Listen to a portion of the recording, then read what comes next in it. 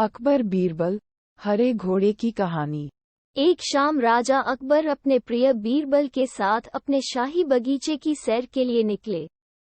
वो बगीचा बहुत ही शानदार था। चारों ओर हरियाली ही हरियाली थी और फूलों की भीनी भीनी खुशबू वातावरण को और भी खूबसूरत बना रही थी। ऐसे में राजा को जाने क्या सूझा कि उन्होंने बीरबल से कहा, बीरबल, हमारा मन है कि इस हरे भरे बगीचे में हम हरे घोड़े में बैठकर घूमें। इसलिए मैं तुम्हें आदेश देता हूँ कि तुम 7 दिनों के अंदर हमारे लिए एक हरे घोड़े का इंतजाम करो। वहीं अगर तुम इस आदेश को पूरा करने में असफल रहते हो, तो तुम कभी भी मुझे अपनी शक्ल न दिखाना। इस बात से राजा व बीरबल दोनों वाकिफ थे कि आज तक दुनिया में हरे रंग का घोड़ा नहीं हुआ है।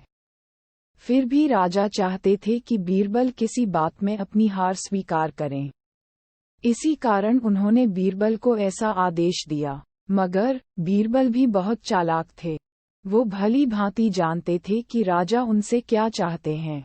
इसलिए वो भी घोड़ा ढूंढने का बहाना बनाकर 7 दिनों तक इधर उधर घूमते रहे। 8वें दिन बीरबल दरबार में राजा के सामने पहुंचे और बोले, महाराज, आपकी आज्ञा के अनुसार मैंने आपके लिए हरे घोड़े का इंतजाम कर लिया है, मगर उसके मालिक की 2 शर्तें हैं। राजा ने उत्सुकता से दोनों शर्तों के बारे में पूछा। तब बीरबल ने जवाब दिया, पहली शर्त यह है कि उस हरे घोड़े को लाने के लिए आपको स्वयं जाना होगा। राजा इस शर्त के लिए तैयार हो गए। फिर उन्होंने दूसरी शर्त के बारे में पूछा।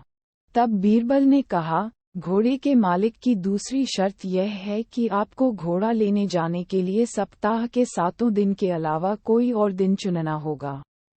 ये सुन राजा हैरानी से बीरबल की ओर देखने लगे।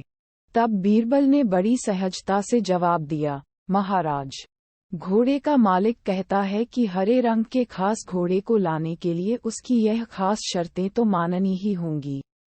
राजा अकबर बीरबल की यह चतुराई भरी बात सुनकर खुश हो गए और मान गए कि बीरबल से उसकी हार मनवाना वाकई में बहुत मुश्किल काम है।